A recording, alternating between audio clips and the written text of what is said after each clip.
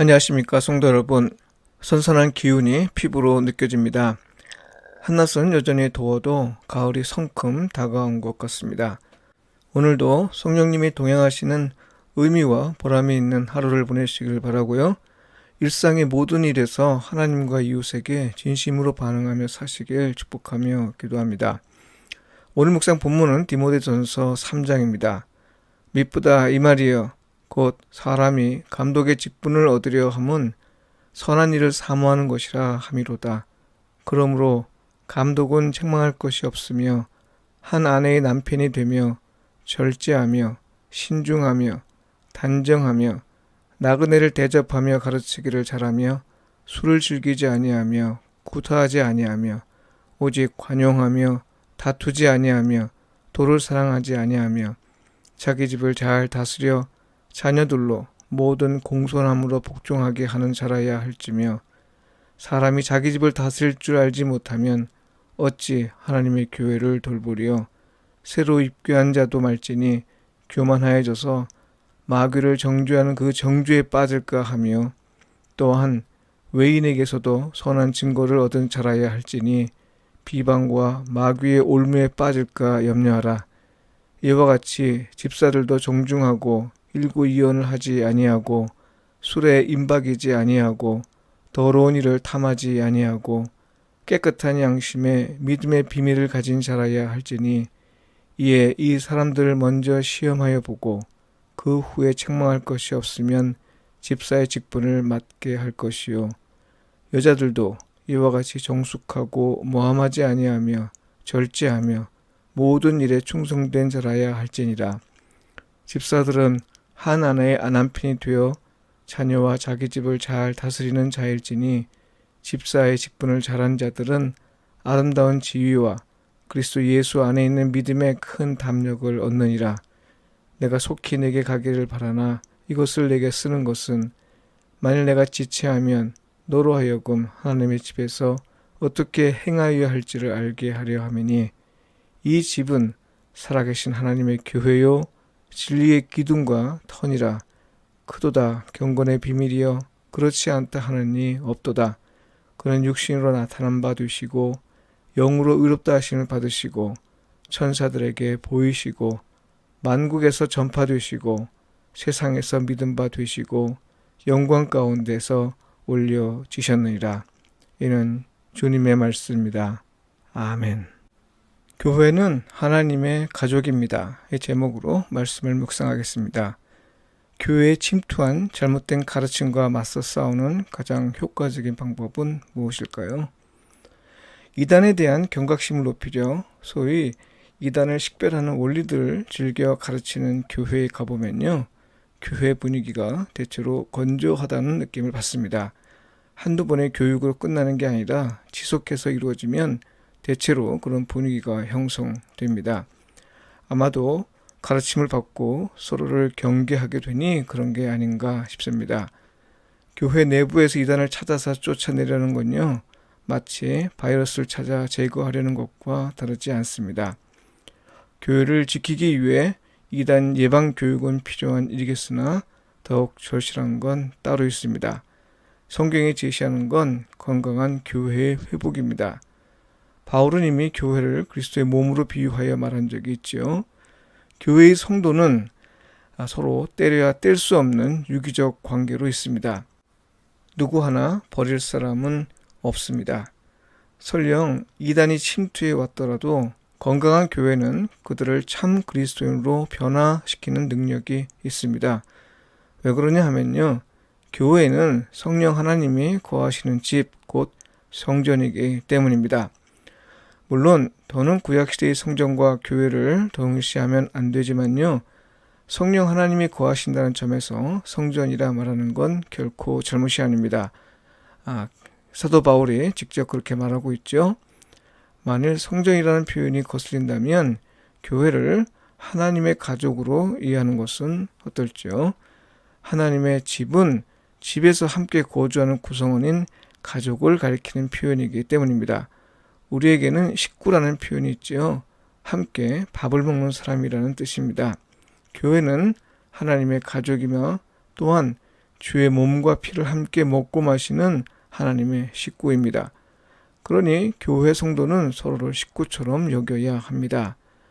그러니 이단을 내쫓으려 이단 교육에 열심을 내기보다는 오히려 건강한 가족을 회복하는 데 더 집중하는 것이 옳습니다. 이를 위해 바울은 먼저 교회 지도자인 감독과 교회의 전반적인 일을 맡아 수고하는 집사를 세우는 일에서 신중할 것을 권고합니다. 당시 집사는 각종 봉사와 구제 사역을 맡는 것 외에도 말씀을 선포하는 일도 했으니 지금의 집사 직분으로 여겨서는 안 될 것입니다. 바울이 제시하는 조건, 곧 지도자를 선택하는 일에서 핵심 조건은 교회 안팎으로 타의 모범이 되는 사람이어야 한다는 것입니다. 소극적으로는 사람들의 비난을 받는 사람이어서는 안 된다는 말이고요. 적극적으로는 이웃에게 선을 베푸는 사람이어야 합니다. 두말할 여지가 없을 정도로 지극히 당연한 조건이라 생각되지만요. 이런 조건은 설령 교회가 아니라도 사회 단체장들에게 요구되는 것과 같습니다. 조건 가운데 사회에서 요구하는 것과 달리 조금 특별한 게 있다면 교회 지도자와 일꾼은 자기 집을 잘 다스려야 한다는 조항입니다. 여기에는 바울의 질문이 덧붙여 있다고 보면 좋습니다. 자기 집을 잘 다스리지 못하는 사람이 교회를 제대로 돌볼 수 있을까요?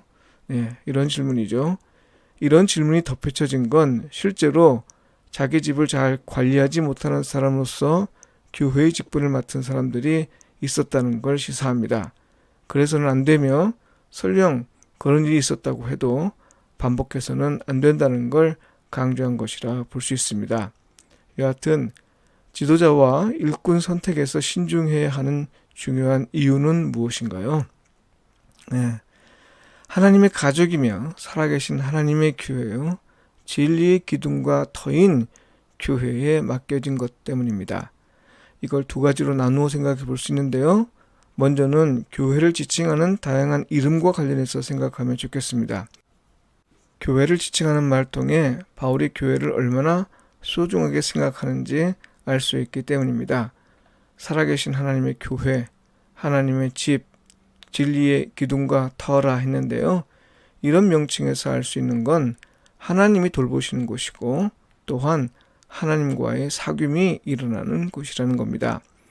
교회는 우리가 함부로 말하고 비판하고 비난할 대상이 결코 아니라는 거죠. 교회를 비판하는 사람은 대체로 자신은 교회 밖에 두고 말하는 경향이 있는데요. 아주 잘못된 관점입니다. 교회 갱신은 나로부터 시작합니다. 교회에 대해 말할 것이 있다면 무엇보다 먼저는 나 자신에게 적용해야 합니다. 왜냐하면 나 역시 교회의 일부로 교회이기 때문이고요. 만일 속해 있지 않다면 교회 밖 사람임을 스스로 인정해야 할 것이고요. 그런 사람의 말은 세상이 교회를 비난하고 비판하는 것과 다르지 않습니다. 교회를 박해하는 것과 같단 말이죠. 교회의 지도자와 일꾼을 선택하는 일에서 신중해야 하는 이유는 바로 하나님이 교회 자체를 소중하게 생각하시기 때문입니다. 다른 하나의 이유는 교회에 맡겨진 보배 때문입니다. 바울은 질그릇에 담겨있는 보배라고 고린도서 4장 7절에서 말하고 있고요. 오늘 본문 16절에서는 경건의 비밀이라 말했습니다. 예수 그리스도 안에서 나타나고 또 그분을 통해 나타난 하나님의 계시를 가리킵니다. 이거 원래 시의 형태로 된 초대교회 성도들의 고백입니다. 그는 육신으로 나타난 바 되시고 영으로 의롭다 하심을 받으시고 천사들에게 보이시고 만국에서 전파되시고 세상에서 믿음 바 되시고 영광 가운데서 올려지셨느니라. 영으로 의롭다 하심을 받으셨다는 건 부활을 의미합니다. 부활은 십자가에서 죽으신 이를 하나님이 의롭다 인정하신 행위의 결과이기 때문입니다. 천사들에게 보이셨다는 건 부활 후 승천하시면서 천사들의 경배를 받으셨다는 뜻이고요. 세상에서 믿음 바 되었다는 건 유대교가 배척한 예수 그리스도가 하나님의 아들임이 밝혀졌다는 뜻입니다.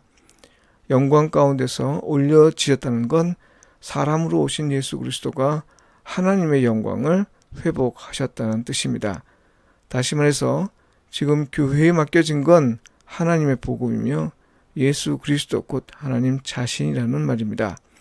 교회는 하나님이 거하시는 곳이라는 거죠. 하나님이 당신 자신과 당신의 영광을 교회에 위임해 주신 겁니다. 할렐루야. 얼마나 놀랍고 감사한 일인지요. 그러니 무엇보다 하나님 자신과 그분이 행하신 일들을 맡은 사람은 누가 되었든지 교회를 잘 돌볼 수 있어야 하는 건 당연한 일입니다. 그래서 신중하게 선택해야 합니다. 자기 뜻에 맞는 사람을 선택하는 일이 없어야 하고요. 쉬운 상대로 생각해서 선택하는 일도 없어야 합니다. 세상이 제시하는 것과 똑같은 조건을 내걸고 이것을 충족하는 사람을 선택하는 일도 없어야 합니다. 무엇보다 하나님과 하나님의 복음, 곧 하나님의 행하신 일들을 맡아 충성할 수 있는 사람을 선택해야 합니다. 바울은 디모데에게 보낸 편지에서 영지주의에 맞서 싸우는 한 방법으로 이렇게 좋은 지도자와 일꾼을 선택하는 방법을 제시했습니다. 교회를 건강하게 세우기 위함이죠. 여러분, 오늘부터 저 역시 실천할 것입니다만 교회 직분을 맡은 분들은 직분에 감사하면서 또한 얼마나 소중한 직분인지 경각심을 갖는 의미에서 디모데전서 3장을 매일 한 번씩 읽으며 시작하면 좋겠습니다. 기도드리겠습니다. 세상을 다스리시고 돌보신 하나님, 우리에게 하나님 자신과 경건의 비밀을 맡겨주셨습니다. 얼마나 감사하고 또 얼마나 두렵고 떨리는 일인지요. 성령께서 늘 함께 계시고 또 우리가 하나님과의 사귐을 멈추지 않게 하셔서 우리에게 맡겨진 일들을 충실히 감당하게 하소서. 그리하여 교회는 물론이고 교회 밖 사람들이 하나님의 영광을 보게 하소서. 예수님의 이름으로 기도합니다. 아멘.